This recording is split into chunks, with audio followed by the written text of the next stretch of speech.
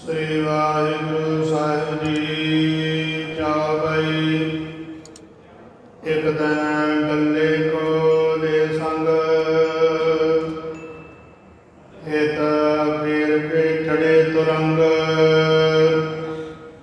ਗਏ ਦੂਰ ਮਿਰਗ ਦੇਖਿਓ ਜਗੈ, ਸਰ ਕਰ ਸ਼ੋਰ ਸੰਗਾਰਿਓ ਤਲੈ। ਚਾਵਈ ਇੱਕ ਦਿਨ ਡੱਲੇ ਕੋਲੇ ਸੰਗ। ਵਾਹਿਗੁਰੂ ਜੀ ਕਾ ਖਾਲਸਾ, ਵਾਹਿਗੁਰੂ ਜੀ ਕੀ ਫਤਿਹ। ਪਰਮ ਪ੍ਰੀਤਵਾਨ ਸਤਿਗੁਰਾਂ ਦੀ ਸਾਜੀ ਨਵਾਜੀ, ਗੁਰੂ ਪਿਆਰੀ, ਗੁਰੂ ਸਵਾਰੀ, ਗੁਰੂ ਖਾਲਸਾ ਸਾਧ ਸੰਗਤ ਜੀਓ, ਬਹੁਤ ਮਹਾਨ ਰਹਿਮਤ ਸਤਿਗੁਰੂ ਜੀ ਦੀ ਵਰਸ ਰਹੀ ਹੈ। ਗਰੀਬ ਨਵਾਜ਼ ਸੱਚੇ ਪਾਤਸ਼ਾਹ ਜੁਗੋ ਜੁਗ ਅਟਲ, ਗੁਰਤਾ ਗੱਦੀ ਤੇ ਸ਼ੁਭਾਇਮਾਨ। ਦਸਾਂ ਪਾਤਸ਼ਾਹੀਆਂ ਦੀ ਆਤਮਿਕ ਜੋਤ, ਬਾਣੀ ਗੁਰੂ, ਸ਼ਬਦ ਗੁਰੂ, ਰਾਜਾਨ ਰਾਜ, ਭਾਨਾਨ ਭਾਨ, ਦੇਵਾਨ ਦੇਵ, ਉਪਮਾ ਮਹਾਨ ਸ਼ਹਿਨਸ਼ਾਹ ਸਤਿਗੁਰੂ ਜੀ, ਧੰਨ ਸ਼੍ਰੀ ਗੁਰੂ ਗ੍ਰੰਥ ਸਾਹਿਬ ਮਹਾਰਾਜ ਸਾਨੂੰ ਆਪਣੇ ਚਰਨਾਂ ਕਮਲਾਂ ਵਿਖੇ ਜੁੜ ਬੈਠਣ ਦਾ ਸੁਭਾਗ ਸਮਾਂ ਬਖਸ਼ਿਸ਼ ਕਰ ਰਹੇ ਹਨ। ਬਹੁਤ ਵੱਡਿਆਂ ਭਾਗਾਂ ਦੇ ਨਾਲ ਸਤਿਗੁਰੂ ਜੀ ਦੇ ਦਰ ਘਰ ਵੱਲ ਮੂੰਹ ਹੁੰਦਾ ਹੈ ਔਰ ਸਤਿਗੁਰੂ ਦੇ ਦੀਦਾਰੇ, ਸਤਿਗੁਰੂ ਜੀ ਦੇ ਚਰਨਾਂ ਵਿੱਚ ਆ ਕੇ ਜੁੜ ਕੇ ਬੈਠਣਾ, ਗੁਰੂ ਕੀ ਬਾਣੀ ਦਾ ਕੀਰਤਨ ਕਥਾ ਸੁਣਨੀ, ਇਹ ਮਨੁੱਖਾ ਜਨਮ ਵਿੱਚ ਸਾਡੇ ਅਤੀ ਉੱਤਮ ਭਾਗ ਹਨ। ਵੱਡਿਆਂ ਭਾਗਾਂ ਦੀ ਨਿਸ਼ਾਨੀ ਇਹਨੂੰ ਸਮਝ ਲਈਏ। ਸਤਿਗੁਰੂ ਜੀ ਦੇ ਪਾਵਨ ਪਵਿੱਤਰ ਅਸਥਾਨ ਗੁਰਦੁਆਰਾ ਸ਼ਹੀਦ ਸੰਤ ਬਾਬਾ ਨਿਹਾਲ ਸਿੰਘ ਜੀ, ਸੰਤ ਬਾਬਾ ਹਰਨਾਮ ਸਿੰਘ ਜੀ ਮਹਾਂਪੁਰਖ, ਉਹਨਾਂ ਸੱਚਖੰਡ ਵਾਸੀ ਮਹਾਂਪੁਰਖਾਂ ਦਾ ਇਹ ਤਪ ਅਸਥਾਨ ਔਰ ਧੰਨ ਸ਼੍ਰੀ ਗੁਰੂ ਗ੍ਰੰਥ ਸਾਹਿਬ ਮਹਾਰਾਜ ਸੱਚੇ ਪਾਤਸ਼ਾਹ ਜੀ ਦਾ ਪ੍ਰਕਾਸ਼ ਅਸਥਾਨ, ਜਿੱਥੇ ਆਪ ਸੰਗਤਾਂ ਨਗਰ ਦੀਆਂ ਹੀ ਨਹੀਂ, ਇਲਾਕੇ ਦੀਆਂ ਹੀ ਨਹੀਂ, ਪੰਜਾਬ ਦੀਆਂ ਨਹੀਂ, ਬਲਕਿ ਦੇਸ਼ ਵਿਦੇਸ਼ ਤੋਂ ਆ ਕੇ ਗੁਰੂ ਚਰਨਾਂ ਵਿੱਚ ਸ਼ਰਧਾ ਭਾਵਨਾ ਦੇ ਸਹਿਤ ਨਤਮਸਤਕ ਹੁੰਦੇ ਹੋ। ਸਤਿਗੁਰਾਂ ਦੇ ਪਵਿੱਤਰ ਸਥਾਨ ਉੱਤੇ ਚੱਲ ਰਹੀ ਗੁਰਮਤਿ ਮਰਿਆਦਾ ਦੇ ਮੁਤਾਬਕ ਆਪ ਜੀ ਨੇ ਸੰਧਿਆ ਦੇ ਦੀਵਾਨ ਵਿੱਚ ਹਾਜ਼ਰੀ ਭਰੀ ਹੈ। ਰੱਬੀ ਬਾਣੀ ਦੇ ਇਲਾਹੀ ਕੀਰਤਨ ਆਪ ਜੀ ਨੇ ਸਤਿਕਾਰਯੋਗ ਰਾਗੀ ਸਿੰਘ ਸਾਹਿਬਾਨ ਦੇ ਪਾਸੋਂ ਸਰਵਣ ਕੀਤੇ, ਕੀਰਤਨ ਦੀਆਂ ਸ਼ਹਿਬਰਾਂ ਦਾ ਆਨੰਦ ਮਾਣਿਆ ਹੈ। ਉਪਰੰਤ ਧੰਨ ਬਾਬਾ ਬੁੱਢਾ ਸਾਹਿਬ ਜੀ ਦੀ ਮਹਾਨ ਪਦਵੀ ਗੁਰੂ ਕੇ ਗ੍ਰੰਥੀ ਸਿੰਘ, ਤਿੰਨਾਂ ਦੇ ਪਾਸੋਂ ਆਪ ਜੀ ਨੇ ਰਹਿਰਾਸ ਸਾਹਿਬ ਜੀ ਦਾ ਪਾਠ ਸਰਵਣ ਕੀਤਾ ਹੈ, ਲਾਹਾ ਪ੍ਰਾਪਤ ਕੀਤਾ ਹੈ। ਉਪਰੰਤ ਨਿਤਾ ਪ੍ਰਤੀ ਦੇ ਨੇਮ ਦੇ ਮੁਤਾਬਕ ਗੁਰ ਇਤਿਹਾਸ ਦੀ ਲੜੀਵਾਰ ਕਥਾ ਦਾ ਸਮਾਂ ਆਇਆ। ਆਓ ਜਿਵੇਂ ਸਤਿਗੁਰੂ ਜੀ ਕਿਰਪਾ ਰਹਿਮਤ ਬਖਸ਼ਿਸ਼ ਕਰਦੇ ਹਨ, ਸਤਿਗੁਰਾਂ ਦੇ ਪਵਿੱਤਰ ਅਸਥਾਨ ਉੱਤੇ ਸ੍ਰੀ ਗੁਰਪ੍ਰਤਾਪ ਸੂਰਜ ਗ੍ਰੰਥ ਦੀ ਜੋ ਮਹਾਨ ਕਥਾ, ਸਤਿਗੁਰਾਂ ਦਾ ਮਹਾਨ ਜੀਵਨ ਵਰਣਨ ਕੀਤਾ ਜਾ ਰਿਹਾ ਹੈ। ਆਪ ਜੀ ਨਿਤਾ ਪ੍ਰਤੀ ਲਾਹੇ ਪ੍ਰਾਪਤ ਕਰਦੇ ਹੋ, ਹੋਰ ਲਾਹਾ ਪ੍ਰਾਪਤ ਕਰਨ ਦਾ ਯਤਨ ਕਰੀਏ, ਕਿਉਂਕਿ ਸਤਿਗੁਰੂ ਦੇ ਜੀਵਨ ਦੀਆਂ ਇਹ ਕਥਾ ਕਹਾਣੀਆਂ, ਇਹਨਾਂ ਨੂੰ ਸੁਣ ਕੇ ਪਤਾ ਲੱਗਦਾ ਹੈ ਕਿ ਸਾਹਿਬ ਜੀ ਨੇ ਸਾਡੇ ਵਾਸਤੇ ਕਿੰਨੀਆਂ ਘਾਲਣਾਵਾਂ ਘਾਲੀਆਂ ਹਨ। ਸਾਡੇ ਉੱਤੇ ਸਤਿਗੁਰੂ ਸਾਹਿਬ ਜੀ ਕਿੰਨਾ ਪਰ ਉਪਕਾਰ ਕਰਕੇ ਗਏ ਹਨ। ਇਹਨਾਂ ਸਾਰੀਆਂ ਗੱਲਾਂ ਦਾ ਪਤਾ ਸਾਨੂੰ ਗੁਰੂ ਕੇ ਇਤਿਹਾਸ ਦੀ ਕਥਾ ਵਿੱਚੋਂ ਲੱਗਦਾ ਹੈ। ਜੇ ਗੁਰੂ ਇਤਿਹਾਸ ਨਾ ਸੁਣਿਆ ਹੋਵੇ ਤੇ ਫਿਰ ਤਾਂ ਗੁਰਮੁਖ ਪਿਆਰਿਓ, ਜਿਨ੍ਹਾਂ ਨੇ ਨਹੀਂ ਸੁਣਿਆ ਜਾਂ ਜਿਨ੍ਹਾਂ ਨੂੰ ਨਹੀਂ ਪਤਾ, ਉਹ ਭੁਲੇਖਿਆਂ ਦਾ ਸ਼ਿਕਾਰ ਵੀ ਹੋ ਜਾਂਦੇ ਆ, ਗੁੰਮਰਾਹਕੁਨ ਪ੍ਰਚਾਰ ਦਾ ਸ਼ਿਕਾਰ ਵੀ ਹੋ ਜਾਂਦੇ ਆ। ਮਨ ਦੇ ਪਿੱਛੇ ਲੱਗ ਕੇ ਜਾਂ ਮਨਮਤੀਆਂ ਦੀ ਸੰਗਤ ਦੇ ਅਸਰ ਕਰਕੇ ਇਹ ਵੀ ਕਹਿਣਾ ਸ਼ੁਰੂ ਕਰ ਦਿੰਦੇ ਆ ਕਿ ਗੁਰੂ ਦਾ ਕੰਮ ਤਾਂ ਨਾਮ ਜਪਣਾ ਤੇ ਸਿਰਫ ਮਾਲਾ ਫੇਰਨਾ ਹੁੰਦਾ ਹੈ। 6ਵੇਂ ਪਾਤਸ਼ਾਹ ਜਾਂ 10ਵੇਂ ਪਾਤਸ਼ਾਹ ਨੇ ਗੁਰੂ ਰੀਤੀ ਤੋਂ ਉਲਟ ਕਾਰਜ ਕੀਤੇ, ਤਲਵਾਰ ਉਠਾ ਲਈ, ਹੱਥ ਵਿੱਚ ਹਥਿਆਰ ਚੁੱਕ ਲਏ। ਪਰ ਸਤਿਗੁਰੂ ਦੀ ਜੀਵਨ ਕਥਾ ਨੂੰ ਜਿਸ ਵੇਲੇ ਅਸੀਂ ਸਰਵਣ ਕਰਦੇ ਹਾਂ,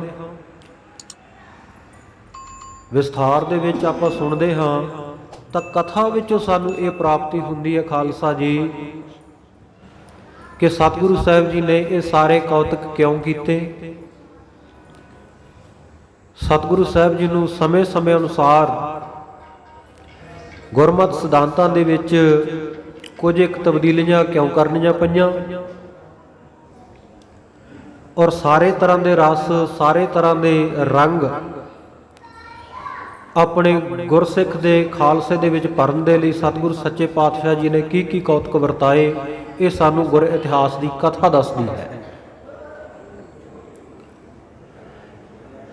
ਜਿੱਥੇ ਅੱਜ ਆਪਾਂ ਲੜੀਵਾਰ ਕਥਾ ਅਗਾਂਹ ਤੋਰਨੀ ਹੈ, ਜਿੱਥੋਂ ਕੱਲ ਛੱਡੀ ਸੀ, ਉੱਥੇ ਆਪ ਜੀ ਵਿੱਚੋਂ ਬਹੁਤਿਆਂ ਨੂੰ ਪਤਾ ਹੋਵੇਗਾ ਕਿ ਅੱਜ ਦਸ਼ਮੇਸ਼ ਪਿਤਾ ਸਾਹਿਬੇ ਕਮਾਲ ਕਲਗੀਧਰ ਪਾਤਸ਼ਾਹ ਸ੍ਰੀ ਗੁਰੂ ਗੋਬਿੰਦ ਸਿੰਘ ਸਾਹਿਬ ਮਹਾਰਾਜ ਸੱਚੇ ਪਾਤਸ਼ਾਹ ਜੀ ਦਾ ਸੱਚਖੰਡ ਗਮਨ ਦਿਹਾੜਾ ਵੀ ਹੈ। ਅੱਜ ਦੇ ਦਿਨ ਸਤਿਗੁਰੂ ਸਾਹਿਬ ਜੀ ਧੰਨ ਗੁਰੂ ਗੋਬਿੰਦ ਸਿੰਘ ਸਾਹਿਬ ਮਹਾਰਾਜ ਸੱਚੇ ਪਾਤਸ਼ਾਹ ਜੀ ਨੇ ਨੌ ਨੰਦੇੜ ਸ੍ਰੀ ਹਜ਼ੂਰ ਸਾਹਿਬ ਦੀ ਧਰਤੀ ਦੇ ਉੱਤੇ ਸੱਚਖੰਡੀ ਵਰਤਾਰਾ ਵਰਤਾ ਕੇ ਗੁਰੂ ਕੇ ਖਾਲਸੇ ਪੰਥ ਤੋਂ ਸਰੀਰਕ ਤੌਰ ਦੇ ਉੱਤੇ ਓਹਲਾ ਕਰ ਲਿਆ ਸੀ। ਸਤਿਗੁਰੂ ਸਾਹਿਬ ਜੀ ਦੇ ਜੀਵਨ ਦੀ ਬਾਬਤ ਹੀ ਇਤਿਹਾਸ ਚੱਲ ਰਿਹਾ ਹੈ, ਇਸ ਕਰਕੇ ਬਹੁਤਾ ਵਿਸਥਾਰ ਦੇ ਵਿੱਚ ਅੱਜ ਦੇ ਇਸ ਇਤਿਹਾਸਕ ਦਿਹਾੜੇ ਦੀ ਬਾਬਤ ਕਥਨ ਕਰਨਾ ਸੋ ਮੈਂ ਸਮਝਦਾ ਹਾਂ ਕਿ ਬਹੁਤਾ ਸਮਾਂ ਇਸ ਪਾਸੇ ਲਾਉਣ ਦੀ ਲੋੜ ਨਹੀਂ, ਕਿਉਂਕਿ ਲੜੀਵਾਰ ਇਤਿਹਾਸ ਹਜੂਰ ਸਾਹਿਬ ਵੱਲ ਨੂੰ ਜਾ ਰਿਹਾ ਸਤਿਗੁਰੂ ਜੀ ਦਾ। ਚੱਲ ਰਹੀ ਲੜੀਵਾਰ ਕਥਾ ਵਿੱਚ ਸਤਿਗੁਰੂ ਜੀ ਤਖਤ ਸ੍ਰੀ ਦਮਦਮਾ ਸਾਹਿਬ ਜੰਗਲ ਦੇਸ਼ ਮਾਲਵੇ ਦੇਸ਼ ਦੇ ਵਿੱਚ ਬਖਸ਼ਿਸ਼ਾਂ ਕਰ ਰਹੇ ਹੈ, ਅਨੇਕਾਂ ਜੀਵਾਂ ਦਾ ਉਧਾਰ ਕਰ ਰਹੇ ਹਨ, ਅਨੇਕਾਂ ਕੌਤਕ ਵਰਤਾ ਰਹੇ ਹਨ। ਸਤਿਗੁਰੂ ਸ੍ਰੀ ਗੁਰੂ ਗੋਬਿੰਦ ਸਿੰਘ ਸਾਹਿਬ ਜੀ ਮਹਾਰਾਜ ਸੱਚੇ ਪਾਤਸ਼ਾਹ ਜੀ ਅਕਾਲ ਪੁਰਖ ਦੇ ਸੁਪੁੱਤਰ, ਅਕਾਲ ਦੇ ਸੁੱਤ, ਜਿਨ੍ਹਾਂ ਨੇ ਬਹੁਤ ਹੀ ਭਗਤੀ ਵਾਲੀ ਕੁੱਖ ਸਤਿਕਾਰਯੋਗ ਮਾਤਾ ਗੁਜਰ ਕੌਰ ਜੀ, ਮਾਤਾ ਗੁਜਰੀ ਜੀ, ਤਿਨਾਂ ਦੀ ਕੁੱਖ ਨੂੰ ਭਾਗ ਲਾਏ। ਸਤਿਗੁਰੂ ਸ੍ਰੀ ਗੁਰੂ ਤੇਗ ਬਹਾਦਰ ਸਾਹਿਬ ਮਹਾਰਾਜ ਨੌਵੇਂ ਪਾਤਸ਼ਾਹ ਤਿਨਾਂ ਦੇ ਗ੍ਰਹਿ ਵਿਖੇ ਪਟਨਾ ਸ਼ਹਿਰ ਵਿਖੇ ਭਵ ਲਇਓ। ਪਟਨਾ ਸਾਹਿਬ ਦੀ ਧਰਤੀ ਦੇ ਉੱਤੇ ਅਨੇਕਾਂ ਬਾਲ ਕੌਤਕ ਸਤਿਗੁਰੂ ਸਾਹਿਬ ਜੀ ਨੇ ਕੀਤੇ। ਰਾਣੀ ਮੈਣੀ ਨੂੰ ਮਾਂ ਦਾ ਦਰਜਾ ਦੇ ਕੇ ਨਵਾਜਿਆ। ਪੰਡਿਤ ਸ਼ਿਵਦੱਤ ਵਰਗਿਆਂ ਨੂੰ ਭਗਵਾਨ ਰਾਮਚੰਦਰ ਜੀ, ਭਗਵਾਨ ਕ੍ਰਿਸ਼ਨ ਜੀ ਦੇ ਸਰੂਪ ਦੇ ਵਿੱਚ ਦਰਸ਼ਨ ਦਿੱਤੇ। ਹੋਰ ਅਨੇਕਾਂ ਨੂੰ ਤਾਰਨ ਤੋਂ ਉਪਰੰਤ ਸਤਿਗੁਰੂ ਜੀ ਬਚਪਨ ਅਵਸਥਾ ਦੇ ਵਿੱਚ ਹੀ ਪਿਤਾ ਗੁਰੂ ਜੀ ਦੇ ਸੱਦੇ ਉੱਤੇ ਆਨੰਦਪੁਰ ਸਾਹਿਬ ਆਏ। ਥੋੜਾ ਸਮਾਂ ਸਤਿਗੁਰੂ ਸਾਹਿਬ ਜੀ ਦਾ ਪਿਤਾ ਜੀ ਦੀ ਛਤਰ ਛਾਇਆ ਦੇ ਵਿੱਚ ਆਨੰਦਪੁਰ ਸਾਹਿਬ ਵਿਖੇ ਬਤੀਤ ਹੋਇਆ। ਇੱਥੇ ਹੀ ਦੁਨਿਆਵੀ ਵਿਦਿਆ, ਧਾਰਮਿਕ ਵਿਦਿਆ, ਸ਼ਸਤਰ ਵਿਦਿਆ ਇਤਿਆਦਿਕ ਹਰ ਪ੍ਰਕਾਰ ਦੀ ਵਿਦਿਆ ਦਾ ਸਤਿਗੁਰੂ ਸਾਹਿਬ ਜੀ ਦੇ ਲਈ ਪ੍ਰਬੰਧ ਹੋਇਆ। 9 ਸਾਲ ਦੀ ਅਵਸਥਾ ਦੇ ਵਿੱਚ ਆਪਣੇ ਹੱਥੀਂ ਪਿਤਾ ਸਤਿਗੁਰੂ ਸ੍ਰੀ ਗੁਰੂ ਤੇਗ ਬਹਾਦਰ ਸਾਹਿਬ ਮਹਾਰਾਜ ਸੱਚੇ ਪਾਤਸ਼ਾਹ ਜੀ ਨੂੰ ਕਲਗੀਆਂ ਵਾਲੇ ਪਾਤਸ਼ਾਹ ਨੇ ਹਿੰਦ ਧਰਮ ਦੀ ਰਾਖੀ ਦੇ ਲਈ ਤੋਰਨਾ ਦਿੱਲੀ ਵੱਲ। ਔਰ ਤਿਲਕ ਜੰਜੂ ਰਾਖਾ ਪ੍ਰਪਤਾਕਾ ਕੀਨੋ ਬਡੋ ਕਲੂ ਮਹਿ ਸਾਕਾ, ਧਰਮ ਹੇਤ ਸਾਕਾ ਜਨ ਕੀਆ, ਸੀਸ ਦਿਆ ਪਰ ਸਿਰ ਨਾ ਦਿਆ। ਕਲਯੁਗ ਦਾ ਵੱਡਾ ਸਾਕਾ ਵਰਤਾਉਣ ਤੋਂ ਉਪਰੰਤ ਸਤਿਗੁਰੂ ਜੀ ਦੇ ਧੜ ਦਾ ਸੰਸਕਾਰ ਦਿੱਲੀ ਦੇ ਵਿੱਚ ਹੀ ਗੁਰਦੁਆਰਾ ਰਕਾਬਗੰਜ ਸਾਹਿਬ ਵਾਲੀ ਜਗ੍ਹਾ ਦੇ ਉੱਤੇ ਭਾਈ ਲੱਖੀ ਸ਼ਾਹ ਵਣਜਾਰੇ ਨੇ ਇਹ ਸੇਵਾ ਲਈ ਔਰ ਸਤਿਗੁਰੂ ਜੀ ਦੇ ਪਵਿੱਤਰ ਸੀਸ ਨੂੰ ਸਤਿਗੁਰੂ ਜੀ ਦੇ ਦਰ ਘਰ ਦੇ ਅਨੰਨ ਸਿੱਖ ਭਾਈ ਜੈਤਾ ਜੀ, ਜੋ ਅੰਮ੍ਰਿਤ ਛਕ ਕੇ ਬਾਅਦ ਵਿੱਚ ਬਾਬਾ ਜੀਵਨ ਸਿੰਘ ਜੀ ਦੇ ਨਾਮ ਦੇ ਨਾਲ ਜਾਣੇ ਜਾਂਦੇ ਹਨ, ਸ਼੍ਰੀ ਅਨੰਦਪੁਰ ਸਾਹਿਬ ਦੀ ਧਰਤੀ ਦੇ ਉੱਤੇ ਇਹ ਰੰਗਰੇਟਾ ਗੁਰੂ ਕਾ ਬੇਟਾ ਬਾਬਾ ਜੀਵਨ ਸਿੰਘ ਜੀ ਸਤਿਗੁਰੂ ਸਾਹਿਬ ਜੀ ਦਾ ਸੀਸ ਲੈ ਕੇ ਆਉਂਦੇ ਆ। ਦਸ਼ਮੇਸ਼ ਪਿਤਾ ਜੀ ਦੀ ਬਖਸ਼ਿਸ਼ ਦੇ ਪਾਤਰ ਬਣ ਕੇ ਗੁਰੂ ਕੇ ਬੇਟੇ ਕਹਾਉਂਦੇ ਹਨ। ਉਪਰੰਤ ਸਤਿਗੁਰ ਸੱਚੇ ਪਾਤਸ਼ਾਹ ਜੀ ਸਰੀਰਕ ਤੌਰ ਤੇ ਜਵਾਨੀ ਦੇ ਪੜਾਅ ਵੱਲ ਵਧਦੇ ਹੈ। ਸਤਿਗੁਰੂ ਸਾਹਿਬ ਜੀ ਨੇ ਰਣਜੀਤ ਨਗਾਰਾ ਤਿਆਰ ਕਰਵਾਇਆ। ਆਜ਼ਾਦ ਝੰਡੇ ਨਿਸ਼ਾਨ ਸਾਹਿਬਾਂ ਨੂੰ ਫਹਿਰਾਉਣਾ, ਫੌਜਾਂ ਰੱਖਣੀਆਂ। ਤੇ ਖਾਲਸਾ ਜੀ ਇਹ ਉਹ ਸਮਾਂ ਸੀ ਜਿਸ ਵੇਲੇ ਆਪਣਾ ਵੱਖਰਾ ਨਿਸ਼ਾਨ ਝਲਾਉਣਾ, ਝੰਡਾ ਝਲਾਉਣਾ, ਖੈਰ ਅੱਜ ਦੇ ਸਮੇਂ ਵਿੱਚ ਵੀ ਹੈ, ਭਾਵੇਂ ਕਿ ਧਾਰਮਿਕ ਨਿਸ਼ਾਨ ਜਿਹੜੇ ਹੈ ਉਹ ਜੁਗੋ ਜੁਗ ਅਟੱਲ ਹੁੰਦੇ ਆ, ਹਮੇਸ਼ਾ ਝੂਲਦੇ ਰਹਿੰਦੇ ਆ।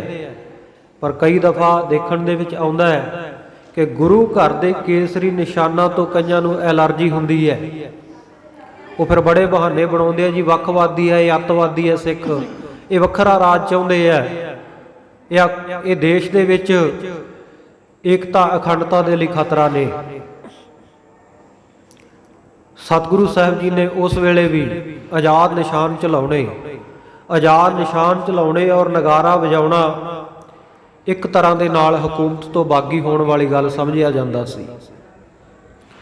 ਔਰ ਸਤਿਗੁਰੂ ਜੀ ਨੇ ਸਾਰੀਆਂ ਪਾਤਸ਼ਾਹੀ ਦੀਆਂ ਨਿਸ਼ਾਨੀਆਂ ਇਹ ਗੁਰੂ ਘਰ ਦੇ ਵਿੱਚ ਇਹਨਾਂ ਨੂੰ ਵਿਸ਼ੇਸ਼ ਜਗ੍ਹਾ ਦਿੱਤੀ। ਅੱਜ ਵੀ ਗੁਰੂ ਘਰਾਂ ਦੇ ਵਿੱਚ ਨਗਾਰੇ ਝੂਲਦੇ ਹੋਏ ਨਿਸ਼ਾਨ ਸਾਹਿਬ ਸਿੱਖਾਂ ਦੀ ਸੁਤੰਤਰ ਹੋਂਦ ਹਸਤੀ ਦਾ ਪ੍ਰਤੀਕ ਹਨ। ਸਤਿਗੁਰੂ ਸਾਹਿਬ ਜੀ ਨੇ ਜਿੱਥੇ ਰਣਜੀਤ ਨਗਾਰਾ ਬਣਵਾਇਆ, ਆਜ਼ਾਦ ਨਿਸ਼ਾਨ ਝੁਲਾਏ, ਕਾਬਲ ਦੀ ਸੰਗਤ ਦੇ ਵੱਲੋਂ ਸਤਿਗੁਰੂ ਸਾਹਿਬ ਜੀ ਵਾਸਤੇ ਦੁਨੀ ਚੰਦ ਨਾਮ ਦਾ ਸਿੱਖ ਬਹੁਤ ਬੇਸ਼ਕੀਮਤੀ ਇੱਕ ਚੰਦੋਆ ਸਾਹਿਬ ਲੈ ਕੇ ਆਇਆ। ਸਤਿਗੁਰੂ ਜੀ ਦੇ ਸੀਸ ਦੇ ਉੱਤੇ ਉਹ ਚੰਦੋਆ ਹਮੇਸ਼ਾ ਝੂਲਦਾ ਤਾਣਿਆ ਰਹਿੰਦਾ। ਇਸੇ ਤਰ੍ਹਾਂ ਅਸਾਮ ਦੇ ਵਿੱਚੋਂ ਰਾਜਾ ਰਤਨ ਰਾਏ ਆਇਆ, ਜੋ ਨੌਵੇਂ ਸਤਿਗੁਰੂ ਤੇਗ ਬਹਾਦਰ ਸਾਹਿਬ ਮਹਾਰਾਜ ਜੀ ਦੇ ਬਚਨਾਂ ਦੇ ਨਾਲ ਜਿਹਦੀ ਪੈਦਾਇਸ਼ ਹੋਈ। ਗੁਰੂ ਘਰ ਦਾ ਅਨੰਨ ਸ਼ਰਧਾਲੂ, ਬਹੁਤ ਸਾਰੀਆਂ ਕੀਮਤੀ ਸੁਗਾਤਾਂ ਸਤਿਗੁਰੂ ਜੀ ਦੇ ਦਰਬਾਰ ਵਿੱਚ ਉਹਨੇ ਭੇਟ ਕੀਤੀਆਂ। ਪੰਚਕਲਾ ਸ਼ਾਸਤਰ, ਪ੍ਰਸ਼ਾਦੀ ਹਾਥੀ, ਬਹੁਤ ਛੋਟੇ ਕੱਦ ਦਾ ਇੱਕ ਹਾਥੀ ਜਿਸ ਦੇ ਸੁੰਡ ਤੋਂ ਲੈ ਕੇ ਪੂਛ ਤੱਕ ਪੂਰੀ ਪਿੱਠ ਦੇ ਉੱਤੇ ਚਿੱਟੇ ਰੰਗ ਦੀ ਇੱਕ ਲਕੀਰ ਵਾਹੀ ਹੋਈ ਸੀ ਕੁਦਰਤੀ। ਕਦੇ ਗੁਰੂ ਸਾਹਿਬ ਜੀ ਨੂੰ ਚੌਰ ਕਰਦਾ, ਸਤਿਗੁਰੂ ਜੀ ਨੂੰ ਨਮਸਕਾਰ ਕਰਦਾ, ਸੰਗਤਾਂ ਦੇ ਚਰਨ ਧਵਾਉਣ ਦੀ ਸੇਵਾ ਕਰਦਾ। ਕੀਮਤੀ ਪੰਚਕਲਾ ਸ਼ਾਸਤਰ ਜਿਸ ਦਾ ਬਟਨ ਦਬਾਉਣ ਦੇ ਨਾਲ, ਕਲਾ ਦਬਾਉਣ ਦੇ ਨਾਲ 5 ਵੱਖੋ ਵੱਖਰੇ ਸ਼ਾਸਤਰ ਉਸ ਵਿੱਚੋਂ ਪ੍ਰਗਟ ਹੁੰਦੇ। ਇਤਿਆਦਿਕ ਹੋਰ ਵੀ ਬਹੁਤ ਸਾਰੀਆਂ ਕੀਮਤੀ ਸੁਗਾਤਾਂ ਗੁਰੂ ਘਰ ਦੇ ਵਿੱਚ। ਗੁਰੂ ਘਰ ਦੇ ਇਸ ਠਾਠ ਬਾਠ ਨੂੰ ਦੇਖ ਕੇ ਪਹਾੜੀ ਰਾਜਿਆਂ ਦਾ ਦਿਲ ਘਬਰਾਉਣ ਲੱਗ ਪਿਆ। ਔਰੰਗਜ਼ੇਬ ਮੁਲਕ ਦਾ ਜਿਹੜਾ ਬਾਦਸ਼ਾਹ ਸੀ, ਉਹ ਪਹਿਲਾਂ ਤੋਂ ਹੀ ਗੁਰੂ ਘਰ ਦਾ ਵਿਰੋਧੀ। ਸਾਰਿਆਂ ਨੇ ਰਲ ਮਿਲ ਕੇ ਗੁਰੂ ਸਾਹਿਬ ਜੀ ਦੇ ਉੱਤੇ ਵਾਰ-ਵਾਰ ਹਮਲੇ ਕੀਤੇ। ਯਾਦ ਰਹੇ ਖਾਲਸਾ ਜੀ, ਸਤਿਗੁਰੂ ਸਾਹਿਬ ਜੀ ਕਦੇ ਕਿਸੇ ਉੱਤੇ ਚੜ੍ਹ ਕੇ ਨਹੀਂ ਗਏ। ਹਾਂ, ਜਿਹੜੇ ਚੜ੍ਹ ਕੇ ਆਏ ਉਹਨਾਂ ਦਾ ਮੂੰਹ ਤੋੜਵਾਂ ਜਵਾਬ ਸਤਿਗੁਰੂ ਸਾਹਿਬ ਜੀ ਦੀਆਂ ਫੌਜਾਂ ਨੇ, ਸਤਿਗੁਰੂ ਜੀ ਨੇ ਜ਼ਰੂਰ ਦਿੱਤਾ ਹੈ। ਇਤਿਹਾਸ ਵਿੱਚ 14 ਜੰਗਾਂ ਦਾ ਜ਼ਿਕਰ ਆਉਂਦਾ ਹੈ ਸਤਿਗੁਰੂ ਸਾਹਿਬ ਜੀ ਨੇ ਲੜੀਆਂ। ਸਰਸਾ ਦੇ ਉੱਤੇ ਸਤਿਗੁਰੂ ਜੀ ਦਾ ਪਰਿਵਾਰ ਵਿਛੋੜਾ, ਦੀਨ ਇਮਾਨ ਤੋਂ ਗਰਕੇ ਹੋਏ ਲੋਕਾਂ ਨੇ ਆਟੇ ਦੀਆਂ ਗਊਆਂ ਬਣਾ ਕੇ ਖਾਧੀਆਂ ਕਸਮਾਂ ਨੂੰ ਤੋੜਿਆ। ਕੁਰਾਨ ਸ਼ਰੀਫ ਦੇ ਉੱਤੇ, ਪਵਿੱਤਰ ਕੁਰਾਨ ਸ਼ਰੀਫ ਦੇ ਉੱਤੇ ਕੀਤੇ ਹੋਏ ਦਸਤਖਤਾਂ ਦੀਆਂ ਕਸਮਾਂ ਨੂੰ ਤੋੜ ਕੇ ਸਤਿਗੁਰੂ ਜੀ ਤੇ ਪਿੱਛੋਂ ਕਾਇਰਾਂ ਵਾਂਗੂ ਹਮਲਾ ਕੀਤਾ। ਸਤਿਗੁਰੂ ਜੀ ਦਾ ਪਰਿਵਾਰ ਵੱਖੋ ਵੱਖਰੇ ਭਾਗਾਂ ਦੇ ਵਿੱਚ ਵੰਡਿਆ ਗਿਆ। ਸਤਿਗੁਰੂ ਸਾਹਿਬ ਜੀ ਵੱਡੇ ਸਾਹਿਬਜ਼ਾਦੇ ਦੇ ਸਮੇਤ ਚਮਕੌਰ ਦੀ ਜੰਗ, ਮੁੱਠੀ ਭਰ ਸਿੰਘਾਂ ਦੇ ਨਾਲ 10 ਲੱਖ ਤੋਂ ਵੱਧ ਫੌਜਾਂ ਦਾ ਮੁਕਾਬਲਾ ਕੀਤਾ। ਉਧਰ ਛੋਟੇ ਸਾਹਿਬਜ਼ਾਦੇ ਮਾਤਾ ਗੁਜਰ ਕੌਰ ਜੀ, ਸਰਹੰਦ ਦੇ ਵਿੱਚ ਉਹਨਾਂ ਦੀ ਸ਼ਹਾਦਤ ਹੁੰਦੀ ਹੈ। ਭਾਈ ਮਨੀ ਸਿੰਘ ਜੀ ਦੇ ਨਾਲ ਸਤਿਗੁਰੂ ਜੀ ਦੇ ਮਹਿਲ ਮਾਤਾਵਾਂ ਉਹ ਇੱਕ ਪਾਸੇ ਵੱਲ ਚਲੇ ਗਏ। ਸਤਿਗੁਰੂ ਜੀ ਉੱਥੋਂ ਮਾਛੀਵਾੜੇ ਦੇ ਜੰਗਲਾਂ ਵਿੱਚੋਂ ਦੀ ਹੁੰਦੇ ਹੋਏ ਮੁਕਤਸਰ ਸਾਹਿਬ ਦੀ ਜੰਗ ਲੜ ਕੇ ਤਖਤ ਸ੍ਰੀ ਦਮਦਮਾ ਸਾਹਿਬ ਦੀ ਧਰਤੀ ਉੱਤੇ ਪਹੁੰਚ ਜਾਂਦੇ ਹੈ। ਇੱਥੋਂ ਤਖਤ ਸ੍ਰੀ ਦਮਦਮਾ ਸਾਹਿਬ ਸਤਿਗੁਰੂ ਜੀ ਨੇ ਕੰਠੋਂ ਸਾਰੀ ਗੁਰਬਾਣੀ ਉਚਾਰਨ ਕੀਤੀ। ਇੱਕ ਓੰਕਾਰ ਤੋਂ ਲੈ ਕੇ 18 10 20 ਤੱਕ 48 ਸਿੰਘਾਂ ਨੂੰ ਸ਼ੁੱਧ ਗੁਰਬਾਣੀ ਦਾ ਪਾਠ ਪੜਾਉਣਾ, ਗੁਰਬਾਣੀ ਦੇ ਅਰਥ ਪੜਾਉਣੇ। ਧੰਨ ਸ਼ਹੀਦ ਬਾਬਾ ਦੀਪ ਸਿੰਘ ਜੀ, ਧੰਨ ਬਾਬਾ ਮਨੀ ਸਿੰਘ ਜੀ, ਦੋਵਾਂ ਸਿੰਘਾਂ ਦੀ ਅੱਗੇ ਵਿਦਿਆ ਪੜਾਉਣ ਦੇ ਉੱਤੇ ਡਿਊਟੀ ਲਾਈ। ਟਕਸਾਲਾਂ ਦੀ ਆਰੰਭਤਾ ਹੋਈ। ਸਤਿਗੁਰੂ ਸਾਹਿਬ ਜੀ ਸੰਗਤਾਂ ਨੂੰ ਤਾਰਦੇ ਹੋਏ ਹਜੂਰ ਸਾਹਿਬ ਪਹੁੰਚੇ। ਹਜੂਰ ਸਾਹਿਬ ਬਹਾਦਰ ਸ਼ਾਹ ਦਾ ਸਤਿਗੁਰੂ ਸੱਚੇ ਪਾਤਸ਼ਾਹ ਜੀ ਨੂੰ ਮਿਲਣਾ, ਬਾਦਸ਼ਾਹ ਸੰਧੀ ਕਰਨਾ ਚਾਹੁੰਦਾ ਸੀ ਸਤਿਗੁਰੂ ਜੀ ਦੇ ਨਾਲ, ਕਿਉਂਕਿ ਸਤਿਗੁਰੂ ਜੀ ਦੀਆਂ ਬਖਸ਼ਿਸ਼ਾਂ ਕਰਕੇ ਰਾਜ ਭਾਗ ਦਾ ਇਹ ਹੱਕਦਾਰ ਬਣਿਆ। ਸਤਿਗੁਰੂ ਸੱਚੇ ਪਾਤਸ਼ਾਹ ਜੀ ਉਸ ਸੰਧੀ ਦੇ ਵਿੱਚ ਇੱਕ ਸ਼ਰਤ ਰੱਖਦੇ ਹੈ ਕਿ ਗੁਰੂ ਘਰ ਦੇ ਦੋਖੀ ਵਜੀਦ ਖਾਂ ਵਰਗਿਆਂ ਨੂੰ ਸਖਤ ਸਜ਼ਾਵਾਂ ਦੇਣੀਆਂ, ਉਹਨਾਂ ਨੂੰ ਸਾਡੇ ਹਵਾਲੇ ਕੀਤਾ ਜਾਵੇ। ਬਾਦਸ਼ਾਹ ਨੇ ਸਤਿਗੁਰੂ ਸੱਚੇ ਪਾਤਸ਼ਾਹ ਜੀ ਨੂੰ ਨਗੀਨਾ ਭੇਟ ਕਰਨਾ। ਸਤਿਗੁਰੂ ਜੀ ਨਗੀਨੇ ਦੀ ਬੜੀ ਉਸਤਤ ਕਰਦੇ ਹੈ, ਕਹਿੰਦੇ ਬਹੁਤ ਸੋਹਣਾ, ਬੜਾ ਕੀਮਤੀ ਹੈ। ਪਰ ਦੂਜੇ ਪਲ ਸਾਹਿਬ ਜੀ ਕਲਾ ਵਰਤਾਉਂਦੇ, ਕੌਤਕ ਵਰਤਾਉਂਦੇ, ਉਹ ਨਗੀਨੇ ਨੂੰ ਗੋਦਾਵਰੀ ਦੇ ਵਿੱਚ ਸੁੱਟ ਦਿੰਦੇ ਹੈ। ਇਹ ਜਣਾਉਣਾ ਸੀ ਕਿ ਬਾਦਸ਼ਾਹ ਸਾਡਾ ਮਾਇਆ ਦੇ ਨਾਲ, ਤੇਰੇ ਇਹਨਾਂ ਹੀਰਿਆਂ ਜਵਾਹਰਾਤਾਂ ਦੇ ਨਗੀਨਿਆਂ ਦੇ ਨਾਲ ਪਿਆਰ ਨਹੀਂ। ਉਹ ਸਰਬੰਸਦਾਨੀ ਗੁਰੂ ਜਿਹੜਾ ਪੰਥ ਉੱਤੋਂ ਸਾਰੇ ਪਰਿਵਾਰ ਨੂੰ ਵਾਰ ਸਕਦਾ ਹੈ, ਉਹਨੂੰ ਨਗੀਨਿਆਂ ਦੇ ਨਾਲ ਕੀ ਖੁਸ਼ ਕੀਤਾ ਜਾ ਸਕਦਾ? ਉਹ ਸਤਿਗੁਰ ਸੱਚੇ ਪਾਤਸ਼ਾਹ ਬੇਪਰਵਾਹ ਸਤਿਗੁਰੂ, ਬੇਪਰਵਾਹ ਸਦਾ ਰੰਗ ਹਰਿ ਕੈ ਜਾ ਕੋ ਪਾਕ ਸੁਆਮੀ, ਇੱਕ ਅਕਾਲ ਦਾ ਆਜ਼ਾਦ ਸਪੁੱਤਰ। ਬਾਦਸ਼ਾਹ ਦੀ ਨੇੜਤਾ ਵੱਧਦੀ ਵੇਖ ਕੇ ਸਤਿਗੁਰੂ ਸਾਹਿਬ ਜੀ ਦੇ ਨਾਲ ਵਜ਼ੀਰ ਖਾਂ ਵਰਗਿਆਂ ਦੇ, ਵਜੀਦੇ ਵਰਗਿਆਂ ਦੇ ਦਿਲ ਘਬਰਾਉਂਦੇ ਐ, ਕਿਉਂਕਿ ਬਾਦਸ਼ਾਹ ਨੇ 300 ਰੁਪਈਆ ਸਤਿਗੁਰੂ ਸੱਚੇ ਪਾਤਸ਼ਾਹ ਜੀ ਦੇ ਦਰ ਘਰ ਦੇ ਵਾਸਤੇ ਸੇਵਾ ਸਰਹੰਦ ਦੇ ਨਵਾਬ ਨੂੰ ਕਰਨ ਦਾ ਹੁਕਮ ਕੀਤਾ ਕਿ ਇਹ ਸੇਵਾ ਤੂੰ ਹਮੇਸ਼ਾ ਕਰਦੇ ਰਹਿਣਾ। ਜਦੋਂ ਇਹ ਸ਼ਰਤ ਮੰਨੀ ਗਈ, ਅਗਲੀ ਸ਼ਰਤ ਦਾ ਇਹਨਾਂ ਨੂੰ ਵੀ ਪਤਾ ਸੀ ਕਿ ਗੁਰੂ ਘਰ ਦੇ ਦੋਖੀਆਂ ਨੂੰ ਬਾਦਸ਼ਾਹ ਨੇ ਸਤਿਗੁਰੂ ਦੇ ਹਵਾਲੇ ਕਰ ਦੇਣਾ, ਸਾਨੂੰ ਸਜ਼ਾਵਾਂ ਮਿਲਣਗੀਆਂ। ਆਪਣੇ ਉਹ ਇੱਕ ਪਾਪ ਨੂੰ ਛੁਪਾਉਣ ਦੇ ਵਾਸਤੇ ਅਗਾਂਹ ਇੱਕ ਹੋਰ ਪਾਪ ਕਰਨ ਦੀ ਸੋਚੀ। ਅਤਾਉਲਾ ਖਾਨ ਤੇ ਗੁਲ ਖਾਨ ਨਾਂ ਦੇ ਦੋ ਪਠਾਨ ਸਤਿਗੁਰੂ ਜੀ ਦੇ ਪਿੱਛੇ ਤੋਰੇ। ਪਹਿਲਾਂ ਵੀ ਇੱਕ ਪਠਾਨ ਭੇਜਿਆ ਪਰ ਉਹ ਪਕੜਿਆ ਗਿਆ। ਸਤਿਗੁਰੂ ਜੀ ਦੀ ਹੱਤਿਆ ਕਰਨ ਵਾਸਤੇ, ਸਤਿਗੁਰੂ ਜੀ ਨੂੰ ਸਰੀਰਕ ਨੁਕਸਾਨ ਪਹੁੰਚਾਉਣ ਵਾਸਤੇ ਇਹ ਪਠਾਨ ਗਏ। ਸਤਿਗੁਰੂ ਜੀ ਦੀਆਂ ਫੌਜਾਂ ਦੇ ਵਿੱਚ ਜਾ ਕੇ ਰਹੇ, ਸਤਿਗੁਰੂ ਨੂੰ ਨਤਮਸਤਕ ਵੀ ਹੁੰਦੇ ਰਹੇ। ਜਦੋਂ ਹੀ ਇਹ ਆ ਕੇ ਮੱਥਾ ਟੇਕਦੇ, ਸਤਿਗੁਰੂ ਜੀ ਮੁਸਕਰਾ ਛੱਡਦੇ, ਕਿਉਂਕਿ ਜਾਣੀ ਜਾਣ ਸਨ ਸਤਿਗੁਰੂ ਜੀ ਸਰਬ ਘਟਾਂ ਦੇ ਅੰਤਰ ਦੀ ਜਾਣਨ ਵਾਲੇ ਹਨ। ਸਮਾਂ ਬੀਤਦਾ ਗਿਆ। ਇੱਕ ਦਿਨ ਸ਼ਾਮ ਦੇ ਦੀਵਾਨ ਦੀ ਸਮਾਪਤੀ, ਰਹਿ ਰਸ ਦਾ ਪਾਠ ਉਪਰੰਤ ਸਤਿਗੁਰੂ ਜੀ ਲੰਗਰ ਪਾਣੀ ਛਕ ਕੇ ਆਪਣੇ ਤੰਬੂ ਵਿੱਚ ਆਸਣ ਤੇ ਬਿਰਾਜਮਾਨ ਹੋਏ। ਸਤਿਗੁਰੂ ਜੀ ਦੀ ਮੌਜ ਸੀ, ਨਹੀਂ ਤੇ ਸਤਿਗੁਰੂ ਨੂੰ ਮਾਰਨ ਵਾਲਾ ਕੌਣ ਹੈ? ਇਹ ਪੰਜ ਭੂਤਕ ਸਰੀਰ ਨੂੰ ਵੀ ਕਿਸੇ ਤਰੀਕੇ ਦੇ ਨਾਲ ਓਲੇ ਕਰਨਾ ਸੀ ਨਾ ਖਾਲਸਾ ਜੀ। ਸਤਿਗੁਰੂ ਸਾਹਿਬ ਜੀ ਦੇ ਖੇਮੇ ਦੇ ਵਿੱਚ ਇਹ ਗਏ। ਇੱਕੋ ਸਿੰਘ ਸਤਿਗੁਰੂ ਜੀ ਦੇ ਹਜੂਰ ਉਸ ਵੇਲੇ ਮੌਜੂਦ ਹੈ। ਸਤਿਗੁਰੂ ਜੀ ਨੇ ਭਾਣਾ ਵਰਤਾਉਣ ਦੀ ਖਾਤਰ ਉਹ ਸਿੰਘ ਨੂੰ ਵੀ ਕਿਸੇ ਕੰਮ ਦੇ ਲਈ ਭੇਜਿਆ। ਆਪ ਸਤਿਗੁਰੂ ਜੀ ਨੇਤਰ ਬੰਦ ਕਰਕੇ ਥੋੜਾ ਆਰਾਮ ਕਰਨ ਲੱਗੇ, ਜਾਂ ਸਤਿਗੁਰੂ ਜੀ ਨੇ ਜੋ ਭਾਣਾ ਵਰਤਾਉਣਾ ਸੀ ਉਹਦੇ ਵਾਸਤੇ ਮੌਕਾ ਦਿੱਤਾ।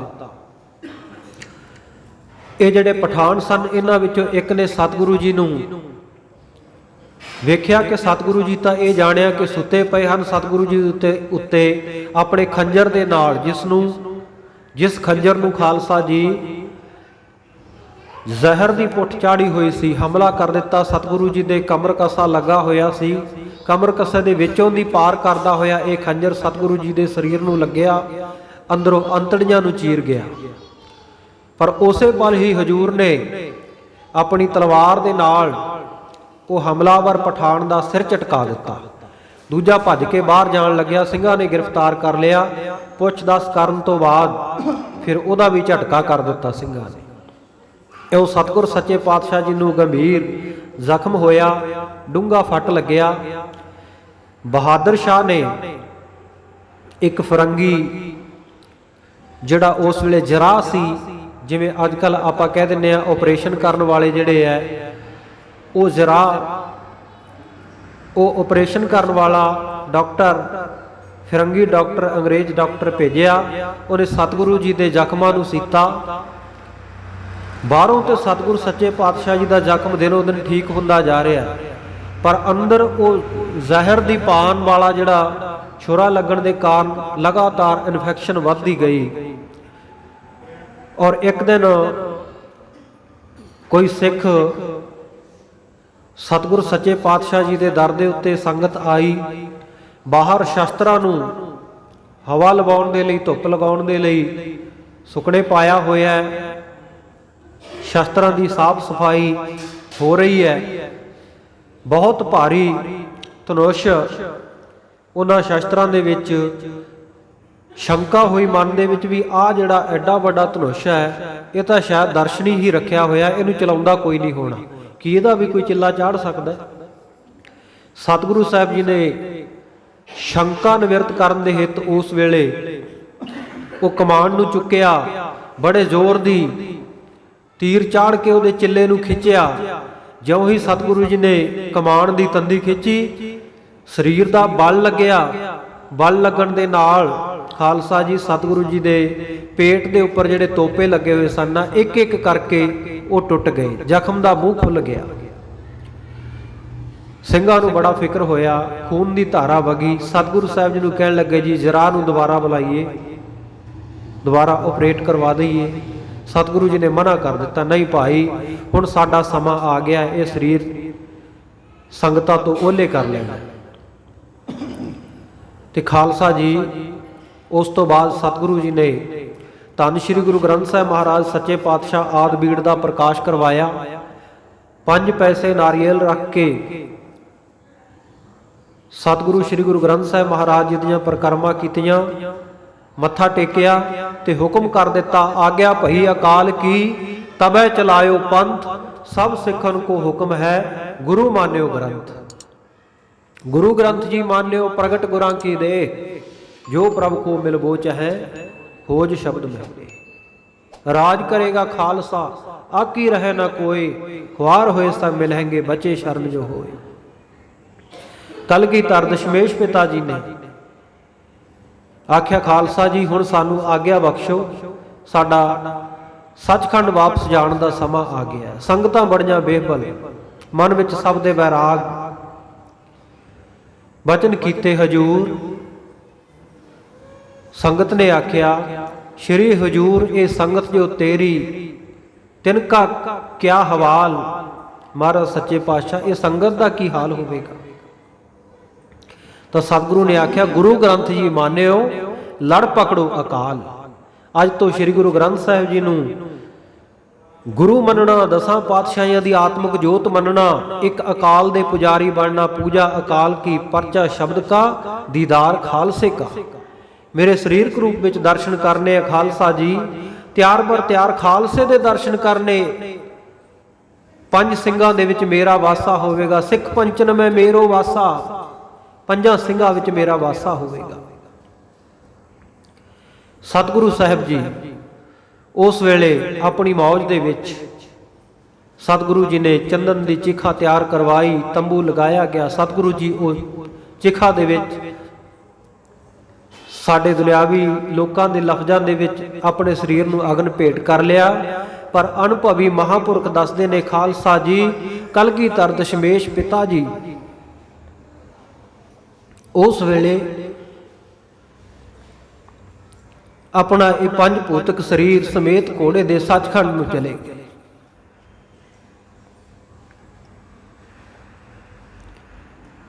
ਗੱਜ ਕੇ ਆਖੋ ਸਤਨਾਮ ਸ਼੍ਰੀ ਵਾਹਿਗੁਰੂ ਜੀ। ਦਸ਼ਮੇਸ਼ ਪਿਤਾ ਜੀ ਦੇ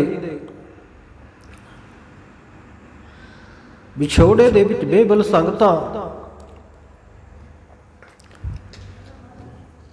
ਹਰ ਇੱਕ ਦੇ ਨੇਤਰਾਂ ਦੇ ਵਿੱਚੋਂ ਨੀਰ ਚੱਲ ਰਿਹਾ। ਖਾਲਸਾ ਜੀ ਇਉਂ ਸਤਿਗੁਰੂ ਕਲਗੀਧਰ ਦਸ਼ਮੇਸ਼ ਪਿਤਾ ਜੀ ਸਰੀਰਕ ਤੌਰ ਦੇ ਉੱਤੇ ਸਾਡੇ ਤੋਂ ਖਾਲਸਾ ਪੰਥ ਤੋਂ ਹਮੇਸ਼ਾ ਦੇ ਲਈ ਓਹਲਾ ਕਰ ਗਏ। ਸਤਿਗੁਰੂ ਸੱਚੇ ਪਾਤਸ਼ਾਹ ਜੀ ਦਾ ਉਹ ਸੱਚਖੰਡ ਗਮਨ ਦਾ ਦਿਹਾੜਾ ਅੱਜ ਦੇਸ਼ ਵਿਦੇਸ਼ ਦੇ ਵਿੱਚ ਔਰ ਵਿਸ਼ੇਸ਼ ਕਰਕੇ ਤਖਤ ਸੱਚਖੰਡ ਸ੍ਰੀ ਹਜ਼ੂਰ ਸਾਹਿਬ ਦੀ ਧਰਤੀ ਉੱਤੇ ਸੰਗਤਾਂ ਨੇ ਮਨਾਇਆ। ਆਓ ਦਸ਼ਮੇਸ਼ ਪਿਤਾ ਜੀ ਦੀਆਂ ਕੁਰਬਾਨੀਆਂ ਨੂੰ, ਉਹਨਾਂ ਦੀਆਂ ਕਾਲਨਾਵਾਂ ਨੂੰ ਹਮੇਸ਼ਾ ਯਾਦ ਰੱਖੀਏ। ਸਤਿਗੁਰੂ ਸਾਹਿਬ ਜੀ ਨੇ ਜੋ ਜੀਵਨ ਪਰਯੰਤ ਸਾਡੇ ਵਾਸਤੇ ਪਰਉਪਕਾਰ ਕੀਤੇ, ਉਹਨਾਂ ਪਰਉਪਕਾਰਾਂ ਨੂੰ ਕਦੇ ਨਾ ਭੁੱਲੀਏ। ਸਾਡੇ ਵਰਗੇ ਨਲਾਇਕਾਂ ਵਾਸਤੇ ਦਸ਼ਮੇਸ਼ ਪਿਤਾ ਜੀ ਨੇ ਆਪਣੇ ਲਾਇਕ ਸੁਪੁੱਤਰਾਂ ਨੂੰ ਵਾਰ ਦਿੱਤਾ, ਸਰਬੰਸ ਕੁਰਬਾਨ ਕਰ ਦਿੱਤਾ ਸਾਡੇ ਵਾਸਤੇ। ਔਰ ਸਭ ਕੁਝ ਵਾਰ ਕੇ ਵੀ ਸਤਿਗੁਰ ਸੱਚੇ ਪਾਤਸ਼ਾਹ ਜੀ ਨੇ ਆਖਿਆ, ਪੰਥ ਵਸੇ ਮੈਂ ਉਜੜਾਂ ਮਨ ਚਾਉ ਕਨੇਰਾ। ਮੇਰੇ ਮਨ ਵਿੱਚ ਵੱਡਾ ਚਾਉ ਹੈ, ਮੈਂ ਉਜੜਦਾ ਉਜੜ ਜਾਵਾਂ, ਮੇਰਾ ਖਾਲਸਾ ਪੰਥ ਵਸਦਾ ਰਹੇ, ਮੇਰੇ ਖਾਲਸੇ ਪੰਥ ਉੱਤੇ ਕੋਈ ਆਂਚ ਨਾ ਆਵੇ ਕਦੇ। ਇੰਨੀਆਂ ਬਖਸ਼ਿਸ਼ਾਂ ਕਰਕੇ ਦਮਦਮਾ ਸਾਹਿਬ ਦੀ ਧਰਤੀ ਦੇ ਉੱਤੇ ਵੀ ਜਦੋਂ ਮਾਤਾਵਾਂ ਨੇ ਸਵਾਲ ਕੀਤਾ ਸੀ, ਮਹਾਰਾਜ ਸੱਚੇ ਪਾਤਸ਼ਾਹ ਪੁੱਤਰ ਨਜ਼ਰ ਨਹੀਂ ਆਉਂਦੇ, ਤੇ ਆਖਿਆ, ਇਨ ਪੁੱਤਰਨ ਕੇ ਸੀਸ ਪਰਵਾਰ ਦੀਏ ਸੁਤ ਚਾਰ, ਚਾਰ ਮੂਏ ਤੋਂ ਕਿਆ ਹੁਆ ਜੀਵਤ ਕਈ ਹਜ਼ਾਰ। ਸਾਡੇ ਵਡੇਰਿਆਂ ਵੱਲ ਹੱਥ ਕਰਕੇ ਆਖਿਆ ਸੀ। ਰਹੋ ਵਿਚਾਰ, ਦਸ਼ਮੇਸ਼ ਪਿਤਾ ਜੀ ਨੂੰ ਸਵਾਸ ਸਵਾਸ ਨਮਨ, ਸਰੀਰ ਦੇ ਰੋਮ ਰੋਮ ਕਰਕੇ ਵੀ ਸਤਿਗੁਰੂ ਜੀ ਨੂੰ ਡੰਡੌਤ ਬੰਦਨਾ ਕਰੀਏ ਨਾ ਖਾਲਸਾ ਜੀ। ਕਲਗੀਆਂ ਵਾਲੇ ਪਾਤਸ਼ਾਹ ਦਾ ਦੇਣਾ ਨਹੀਂ ਦੇ ਸਕਦੇ ਅਸੀਂ। ਹਮ ਰੁਲਤੇ ਫਿਰਤੇ ਕੋਈ ਬਾਤ ਨਾ ਪੁੱਛਤਾ, ਗੁਰ ਸਤਿਗੁਰ ਸੰਗ ਕੀਰੇ ਹਮ ਥਾਪੇ। ਕੌਣ ਪੁੱਛਦਾ ਸੀ ਸਾਨੂੰ? ਕੌਣ ਕਹਿੰਦਾ ਸੀ ਸਾਨੂੰ ਸਰਦਾਰ? ਸਾਡੇ ਤਾਂ ਨਾਮ ਵਡੇਰਿਆਂ ਦੇ ਰਾਮ, ਦਾਸ, ਚੰਦ ਇਤਿਆਦਿਕ ਹੁੰਦੇ ਸਨ। ਇਹ ਸਿੰਘ ਲਕਬ, ਕੌਰ ਲਕਬ ਕਲਗੀਆਂ ਵਾਲੇ ਪਾਤਸ਼ਾਹ ਜੀ ਨੇ ਬਖਸ਼ਿਸ਼ ਕੀਤਾ। ਤੇ ਇਹ ਸਿੰਘ ਲਕਬ ਦੇਣ ਦੇ ਪਿੱਛੇ ਕਿੰਨੀਆਂ ਕੁਰਬਾਨੀਆਂ 10 ਪਾਤਸ਼ਾਹੀਆਂ ਨੇ ਕੀਤੀਆਂ ਨੇ, ਕਿੰਨੀਆਂ ਘਾਲਨਾਵਾਂ ਘਾਲੀਆਂ ਨੇ। ਇਹਨਾਂ ਨੂੰ ਕੋਈ ਭਾਵਨਾ ਵਾਲਾ ਗੁਰੂ ਕਾ ਸਿੱਖ ਹੀ ਸਮਝ ਸਕਦਾ ਹੈ, ਨਹੀਂ ਤੇ ਦੂਜਾ ਤੀਜਾ ਕੋਈ ਵੀ ਕਹਿ ਸਕਦਾ ਹੈ ਗੁਰੂ ਗੋਬਿੰਦ ਸਿੰਘ ਤਾਂ ਭੁੱਲਿਆ ਹੋਇਆ ਰਹਿਬਰ ਸੀ, ਉਹਨੇ ਮਾਲਾ ਦੀ ਜਗ੍ਹਾ ਤੇ ਤਲਵਾਰ ਉਠਾ ਲਈ, ਗੁਰੂਆਂ ਵਾਲਾ ਕੰਮ ਨਹੀਂ ਕੀਤਾ, ਉਹਨਾਂ ਨੇ ਗਲਤ ਕਾਰਜ ਕਰ ਦਿੱਤੇ, ਐਵੇਂ ਜੰਗਾਂ ਲੜੀਆਂ। ਭੁੱਲੜ ਲੋਕ ਕਹਿ ਸਕਦੇ ਆ, ਪਰ ਸ਼ਰਧਾ ਭਾਵਨਾ ਵਾਲੇ ਸਿੱਖ ਜੋ ਗੁਰੂ ਕੀ ਕਥਾ ਸੁਣਦੇ ਆ, ਗੁਰੂ ਕਾ ਇਤਿਹਾਸ ਸੁਣਦੇ ਆ ਖਾਲਸਾ ਜੀ, ਉਹਨਾਂ ਨੂੰ ਪਤਾ ਲੱਗਦਾ ਸਤਿਗੁਰੂ ਜੀ ਦੇ ਪਰ ਉਪਕਾਰ। ਸਤਿਗੁਰੂ ਸਾਹਿਬ ਜੀ ਪਰ ਉਪਕਾਰ ਵਰਤਾਉਂਦੇ ਹੋਏ ਤਖਤ ਸ੍ਰੀ ਦਮਦਮਾ ਸਾਹਿਬ ਦੇ ਇਲਾਕੇ ਦੇ ਵਿੱਚ ਜੋ ਲੜੀਵਾਰ ਕਥਾ ਚੱਲ ਰਹੀ ਹੈ, ਉਸ ਪਾਸੇ ਆਪਾਂ ਆਈਏ। ਸਤਿਗੁਰੂ ਜੀ ਕੌਤਕ ਵਰਤਾ ਰਹੇ ਹੈ। ਬੀਤੇ ਕੱਲ ਆਪ ਜੀ ਨੇ ਸਰਵਣ ਕੀਤਾ, ਸਤਿਗੁਰੂ ਸ੍ਰੀ ਗੁਰੂ ਗੋਬਿੰਦ ਸਿੰਘ ਸਾਹਿਬ ਮਹਾਰਾਜ ਜੀ ਨੇ ਦਿਆਲ ਦਾਸ ਨੂੰ ਬਖਸ਼ਿਆ। ਭਾਵੇਂ ਕਿ ਸਿੱਖੀ ਕੁਲ ਦੇ ਵਿੱਚੋਂ ਸੀ, ਭਾਈ ਭਗਤੂ ਜੀ ਦੀ ਕੁਲ ਦੇ ਵਿੱਚੋਂ ਸੀ ਦਿਆਲ ਦਾਸ, ਪਰ ਆਖਿਆ ਤੂੰ ਨਿਗੋਰਾ ਹੈ। ਨਿਗੋਰੇ ਪੁਣੇ ਦੀ ਝੂਠ ਲਾਉਣ ਦੇ ਲਈ ਇਹ ਅਸੀਂ ਪ੍ਰਪਾਟੀ, ਇਹ ਅਸੀਂ ਮਰਿਆਦਾ, ਇਹ ਰਾਹੋ ਰੀਤ ਕਾਇਮ ਕਰ ਦਿੱਤੀ ਹੈ। ਹੁਣ ਸਹਿਜਧਾਰੀ ਸਿੱਖ ਨਹੀਂ ਰਹਿਣਗੇ, ਸਾਰੇ ਸਹਿਜਧਾਰੀ ਸਿੱਖ ਅੰਮ੍ਰਿਤ ਛਕ ਕੇ ਤਿਆਰ ਬਰ ਤਿਆਰ ਗੁਰੂ ਕੇ ਖਾਲਸੇ ਬਣਨਗੇ। ਪੀਵੋ ਪਾਹੁਲ ਖੰਡ ਧਾਰ ਹੋਏ ਜਨਮ ਸੁਹੇਲਾ, ਵਾਹ ਵਾਹ ਗੋਬਿੰਦ ਸਿੰਘ ਆਪੇ ਗੁਰ ਚੇਲਾ। ਸਤਿਗੁਰ ਸੱਚੇ ਪਾਤਸ਼ਾਹ ਜੀ ਨੇ ਅੰਮ੍ਰਿਤ ਦੀ ਦਾਤ ਬਖਸ਼ੀ। 5 ਬਾਣੀਆਂ ਸ੍ਰੀ ਜਪਜੀ ਸਾਹਿਬ, ਜਾਪ ਸਾਹਿਬ, ਸੁਦਾ ਸਵਈਏ, ਚੌਪਈ ਸਾਹਿਬ ਤੇ ਸੰਪੂਰਨ ਆਨੰਦ ਸਾਹਿਬ 40 ਪੌੜੀਆਂ ਪੜ੍ਹ ਕੇ ਅੰਮ੍ਰਿਤ ਤਿਆਰ ਕੀਤਾ। ਔਰ ਅੰਮ੍ਰਿਤ ਵੇਲੇ ਦੀਆਂ ਹੀ ਇਹ 5 ਬਾਣੀਆਂ ਬਖਸ਼ਿਸ਼ ਕੀਤੀਆਂ।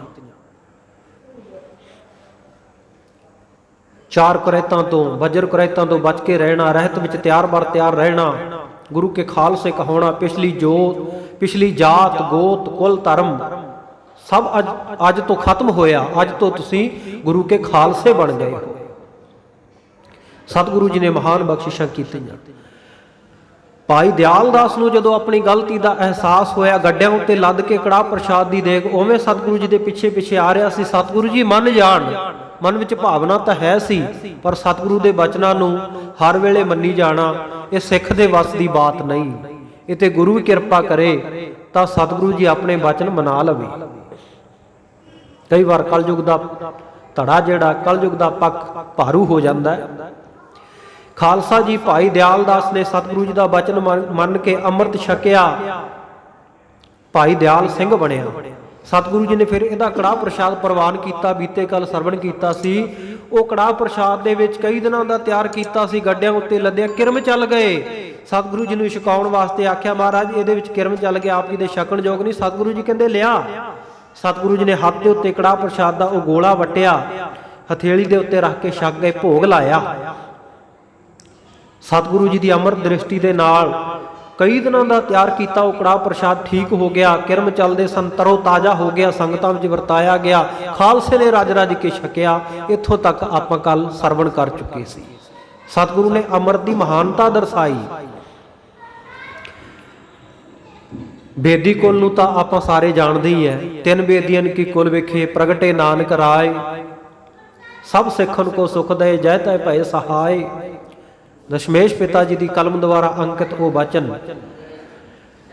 ਇਤਿਹਾਸ ਵਿੱਚ ਜ਼ਿਕਰ ਹੈ ਖਾਲਸਾ ਜੀ ਕਿ ਗੁਰੂ ਨਾਨਕ ਦੇਵ ਮਹਾਰਾਜ ਸੱਚੇ ਪਾਤਸ਼ਾਹ ਜੀ ਦੀ ਇਸ ਵੰਸ਼ ਦੇ ਵਿੱਚ ਊਨਾ ਸਾਹਿਬ ਵਾਲੇ ਜਿਹੜੇ ਬੇਦੀ ਹੈ, ਉਹਨਾਂ ਵਿੱਚੋਂ ਅੱਜ ਵੀ ਮੌਜੂਦਾ ਸਮੇਂ ਵਿੱਚ ਸਤਿਕਾਰਯੋਗ ਮਹਾਂਪੁਰਖ ਸੰਤ ਬਾਬਾ ਸਰਬਜੋਤ ਸਿੰਘ ਜੀ ਬੇਦੀ ਊਨਾ ਸਾਹਿਬ ਵਾਲੇ, ਜਿਨ੍ਹਾਂ ਨੇ ਪਿਛਲੇ ਸਮੇਂ ਦੇ ਵਿੱਚ ਸਾਰੇ ਸੰਤ ਸਮਾਜ ਨੂੰ ਇਕੱਤਰ ਕੀਤਾ ਔਰ ਸੰਗਤਾਂ ਵਿੱਚ ਇੱਕ ਮਹਾਨ ਪ੍ਰਚਾਰ ਦੀ ਲਹਿਰ ਚਲਾਈ।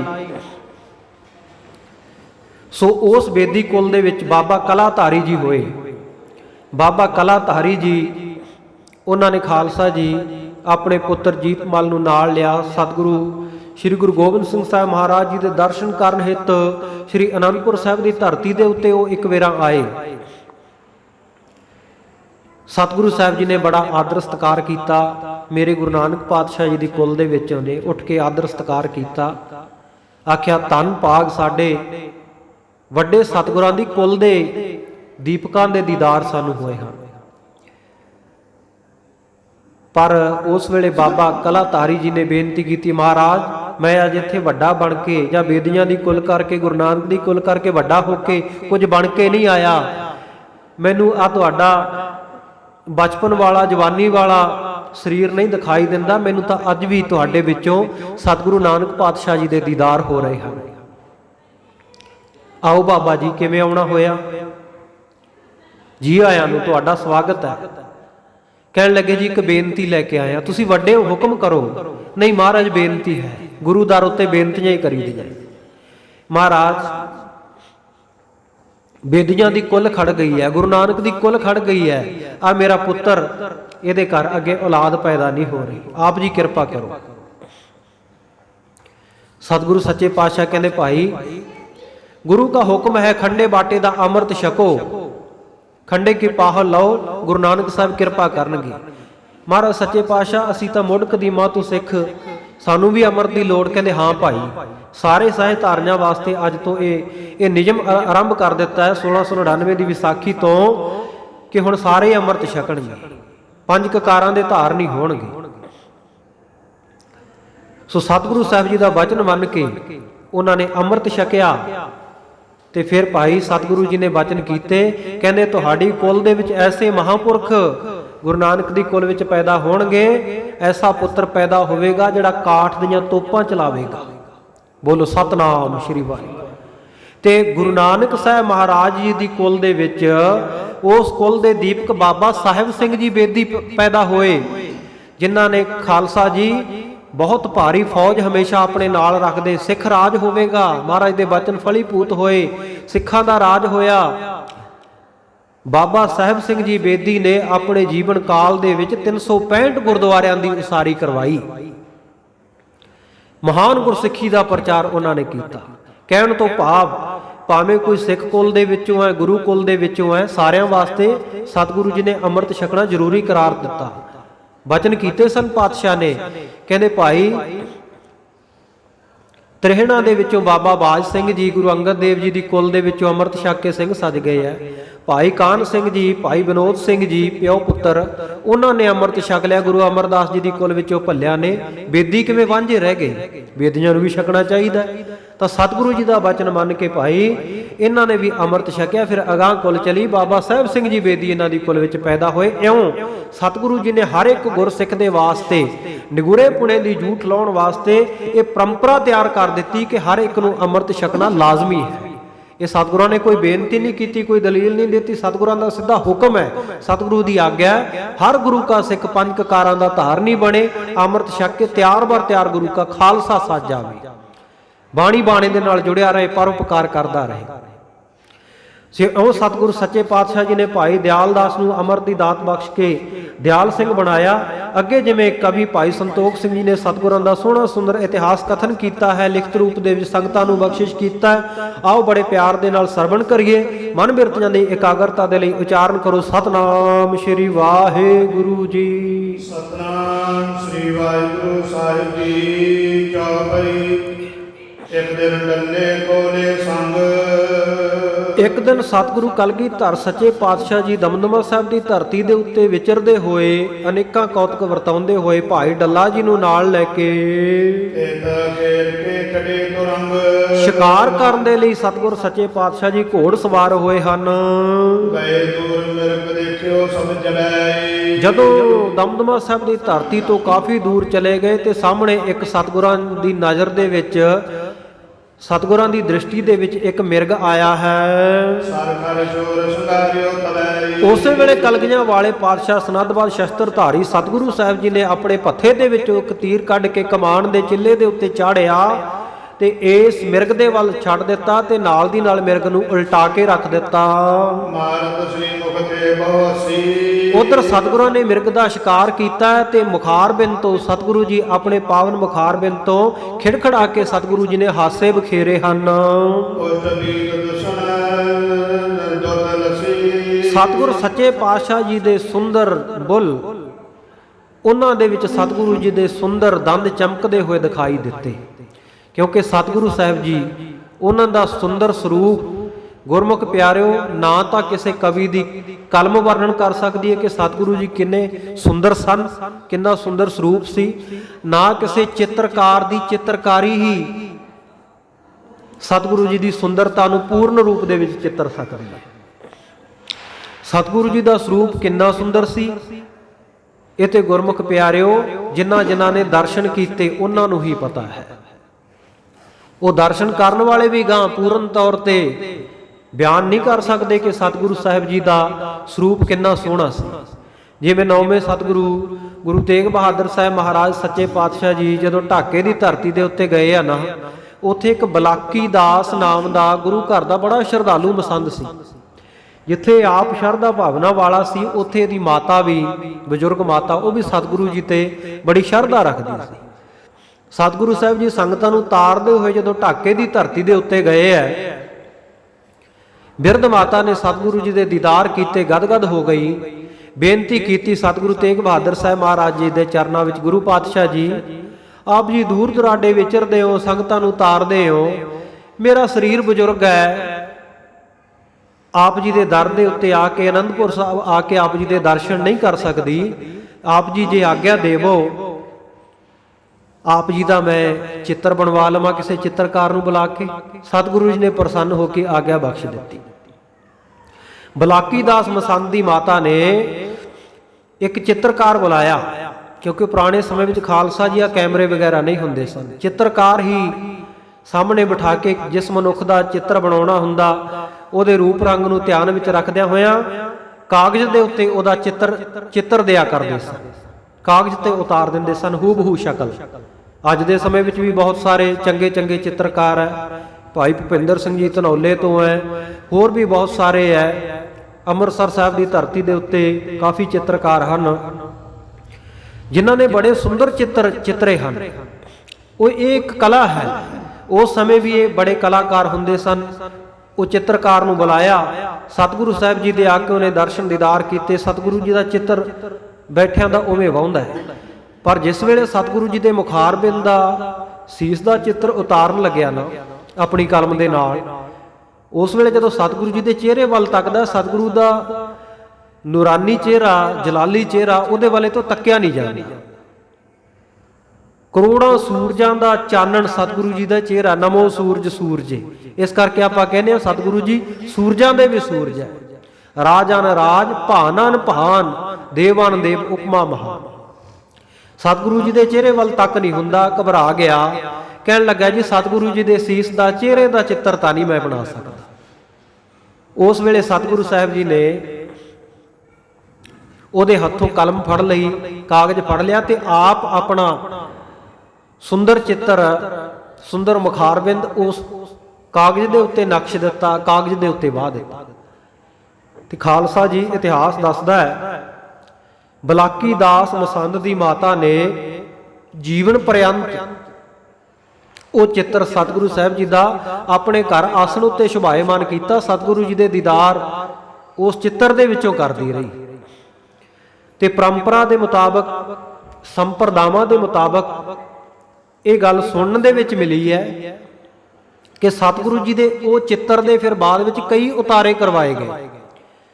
ਸਤਿਗੁਰੂ ਸ੍ਰੀ ਗੁਰੂ ਤੇਗ ਬਹਾਦਰ ਸਾਹਿਬ ਮਹਾਰਾਜ ਸੱਚੇ ਪਾਤਸ਼ਾਹ ਜੀ ਦਾ ਜੋ ਸ਼ਹੀਦੀ ਅਸਥਾਨ ਹੈ ਗੁਰਦੁਆਰਾ ਸੀਸਗੰਜ ਸਾਹਿਬ, ਉੱਥੇ ਹੇਠਾਂ ਸਤਿਗੁਰੂ ਸਾਹਿਬ ਜੀ ਦਾ ਜਿਹੜਾ ਚਿੱਤਰ ਸ਼ੁਭਾਏਮਾਨ ਹੈ ਨਾ, ਸੰਪਰਦਾਈ ਗਿਆਨੀ, ਸੰਪਰਦਾਈ ਸੰਤ ਮਹਾਂਪੁਰਖ ਮੰਨਦੇ ਆ ਕਿ ਉਸੇ ਚਿੱਤਰ ਦਾ ਹੂਬਹੂ ਉਤਾਰਾ ਹੈ। ਸੁਰਹੋ ਵਿਚਾਰ ਸਤਿਗੁਰੂ ਸਾਹਿਬ ਜੀ ਦਾ ਸੁੰਦਰ ਚਿੱਤਰ, ਚਿੱਤਰ ਨੂੰ ਚਿੱਤਰਨ ਵਾਲਾ ਕਿੰਨਾ ਸੋਹਣਾ ਹੋਵੇਗਾ। ਜੇ ਚਿੱਤਰ ਇੰਨਾ ਸੋਹਣਾ ਹੈ, ਸਤਿਗੁਰੂ ਜੀ ਆਪ ਉਹਨਾਂ ਦਾ ਸਰੂਪ ਕਿੰਨਾ ਸੁੰਦਰ ਹੋਵੇਗਾ, ਆਪਾਂ ਇਹ ਕਿਆਸ ਵੀ ਨਹੀਂ ਕਰ ਸਕਦੇ। ਕਿਉਂਕਿ ਜਿਸ ਤਰ੍ਹਾਂ ਦਾ ਜਿਹਨੇ ਚਿੱਤਰ ਵਾਹਿਆ, ਚਿੱਤਰਕਾਰ ਦੀ ਕਲਾ, ਚਿੱਤਰਕਾਰ ਤਾਂ ਉਸ ਤੋਂ ਵੀ ਵਧੀਆ ਹੋਵੇਗਾ। ਤੇ ਸਤਿਗੁਰੂ ਨੇ ਆਪਣੇ ਹੱਥਾਂ ਨਾਲ ਉਹ ਚਿੱਤਰ ਵਾਹਿਆ, ਸਤਿਗੁਰੂ ਜੀ ਦਾ ਸਰੂਪ ਕਿੰਨਾ ਸੁੰਦਰ ਹੋਵੇਗਾ, ਕਿੰਨੇ ਸੋਹਣੇ ਹੋਣਗੇ ਸਤਿਗੁਰੂ ਸਾਹਿਬ ਜੀ। ਗੁਰਬਾਣੀ ਦੇ ਵਿੱਚ ਵੀ ਬਚਨ ਆਉਂਦੇ ਹੈ, ਚਿੱਤਰ ਵਿਚਿੱਤਰ ਇਹ ਅਵਝੇਰਾ, ਤਜ ਚਿੱਤਰ ਹੈ ਚਿੱਤ ਰਾਖ ਚਤੇਰਾ। ਕਹਿੰਦੇ ਚਿੱਤਰ ਨੂੰ ਚਿੱਤਰਨ ਵਾਲੇ ਨੂੰ ਧਿਆਨ ਦੇ ਵਿੱਚ ਰੱਖ ਵੀ ਉਹ ਕਿੰਨਾ ਸੋਹਣਾ ਹੋਵੇਗਾ। ਉਹ ਅਕਾਲ ਪੁਰਖ ਵਾਹਿਗੁਰੂ ਨੇ ਜਿਹਨੇ ਆ ਸਾਰੇ ਸੰਸਾਰ ਦਾ ਚਿੱਤਰ ਰਚਿਆ ਮਾਇਆ ਸਬਲ ਹੋ ਕੇ, ਇਹ ਸੰਸਾਰ ਦਾ ਕਰਤਾ ਬਣਿਆ। ਹਾਲਾਂਕਿ ਉਹ ਵਾਹਿਗੁਰੂ ਅਕਰੇ ਹੈ, ਉਹ ਕੁਝ ਕਰਦਾ ਨਹੀਂ, ਪਰ ਮਾਇਆ ਸਬਲ ਹੋ ਕੇ ਜਦੋਂ ਸੰਸਾਰ ਰਚਣ ਦੀ ਉਹਦੇ ਮਨ ਵਿੱਚ ਇਹ ਇੱਛਾ ਉਤਪੰਨ ਹੋਈ, ਤਾਂ ਉਸ ਵੇਲੇ ਸਤਿਗੁਰੂ ਸਾਹਿਬ ਜੀ ਨੇ ਫਿਰ ਇਹ ਕਰਤਾ ਪੁਰਖ ਹੋ ਕੇ ਸਾਰੇ ਸੰਸਾਰ ਦਾ ਚਿੱਤਰਨ ਚਿੱਤਰਿਆ ਹੈ। ਰਹੋ ਵਿਚਾਰ ਸਤਿਗੁਰੂ ਸਾਹਿਬ ਜੀ ਦਾ ਬਹੁਤ ਸੁੰਦਰ ਚਿੱਤਰ। ਔਰ ਸਤਿਗੁਰੂ ਸ੍ਰੀ ਗੁਰੂ ਗੋਬਿੰਦ ਸਿੰਘ ਸਾਹਿਬ ਮਹਾਰਾਜ, ਭਾਈ ਸਾਹਿਬ ਭਾਈ ਸੰਤੋਖ ਸਿੰਘ ਜੀ ਕਹਿ ਰਹੇ ਹੈ ਕਿ ਸਤਿਗੁਰੂ ਜੀ ਜਦੋਂ ਖਿੜਖੜਾ ਕੇ ਹੱਸੇ, ਸਤਿਗੁਰੂ ਜੀ ਦੇ ਸੁੰਦਰ ਮੁਖਾਰਬਿੰਦ, ਸਤਿਗੁਰੂ ਜੀ ਦੇ ਬਹੁਤ ਸੁੰਦਰ ਬੁੱਲਾਂ ਦੇ ਵਿੱਚੋਂ ਜਿਹੜੇ ਦੰਦ ਬੜੇ ਸ਼ੋਭਨੀਕ ਹੋਏ, ਬੜੇ ਸੁੰਦਰ ਲੱਗੇ।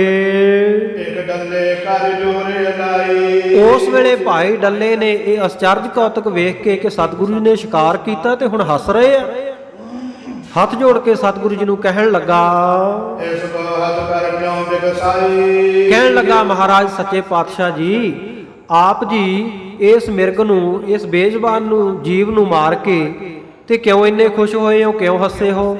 ਸੋ ਸਮਾਪਤੀ ਦਾ ਸਮਾਂ ਹੋ ਚੁੱਕਿਆ ਹੈ। ਬਾਕੀ ਰਹਿੰਦਾ ਪ੍ਰਸੰਗ ਜਿਹੜਾ ਆਪਾਂ ਇਹ ਕੱਲ ਸਾਰਾ ਸੰਪੂਰਨ ਕਰਾਂਗੇ। ਗਰੀਬ ਨਵਾਜ਼ ਸੱਚੇ ਪਾਤਸ਼ਾਹ ਕਿਰਪਾ ਕਰਨ, ਸਮਤ ਬਖਸ਼ਣ। ਸਤਿਗੁਰੂ ਜੀ ਆਪ ਕਿਰਪਾ ਕਰਕੇ ਸੰਗਤ ਰੂਪ ਹੋ ਕੇ ਆਪ ਹੀ ਸਤਿਗੁਰੂ ਵਰਤ ਰਿਹਾ ਨਾ ਵਿੱਚ ਸੰਗਤ ਹਰ ਭਰਾ ਵਸੈ ਜੀਓ, ਤੇ ਆਪ ਹੀ ਵਕਤਿਆਂ ਤੋਂ ਸਾਰਿਆਂ ਤੋਂ ਸਤਿਗੁਰੂ ਜੀ ਸੇਵਾ ਲੈਂਦੇ ਹੈ ਤੇ ਸੰਗਤ ਨੂੰ ਸੁਣਨ ਦੀ ਸ਼ਕਤੀ ਵੀ ਆਪ ਪ੍ਰਦਾਨ ਕਰਦੇ ਹੈ। ਸੋ ਇਸ ਕਰਕੇ ਸਤਿਗੁਰੂ ਜੀ ਹਰ ਤਰ੍ਹਾਂ ਦੀ ਹਉਮੈ ਹੰਕਾਰ ਤੋਂ ਬਚਾਈ ਰੱਖਣ, ਇਹ ਅਰਦਾਸ ਆਪ ਜੀ ਨੇ ਕਰਨੀ। ਸਤਿਗੁਰੂ ਸੱਚੇ ਪਾਤਸ਼ਾਹ ਦੇ ਚਰਨਾਂ ਵਿੱਚ ਹੁਣ ਰਹਿਰਾਸ ਸਾਹਿਬ ਸੰਧਿਆ ਦੇ ਦੀਵਾਨਾਂ ਦੀ ਅਰਦਾਸ ਹੋਵੇਗੀ। ਸਮਾਪਤੀ ਦੀਆਂ 2 ਤੁਕਾਂ ਪੜ੍ਹ ਕੇ ਆਪਾਂ ਇੱਥੇ ਹੀ ਕਥਾ ਨੂੰ ਵਿਸ਼ਰਾਮ ਦਿੰਦੇ ਹਾਂ। ਬਾਕੀ ਰਹਿੰਦਾ ਪ੍ਰਸੰਗ ਆਪਾਂ ਕੱਲ ਦੇ ਦੀਵਾਨ ਦੇ ਵਿੱਚ ਬੜੇ ਪਿਆਰ ਦੇ ਨਾਲ ਇਸੇ ਤਰ੍ਹਾਂ ਸਰਵਣ ਕਰਾਂਗੇ ਜੀ। ਦੇਹੋ ਸੱਜਣ ਅਸੀਸੜੀਆਂ, ਜਿਉ ਹੋਵੈ ਸਾਹਿਬ ਸਿਉ ਮੇਲ। ਇੱਕ ਡੱਲੇ ਕਰ ਜੋਰ ਲਾਈ। ਇਸ ਕੋ ਹੱਥ ਕਰ ਕਿਉ ਬਿਕਸਾਏ।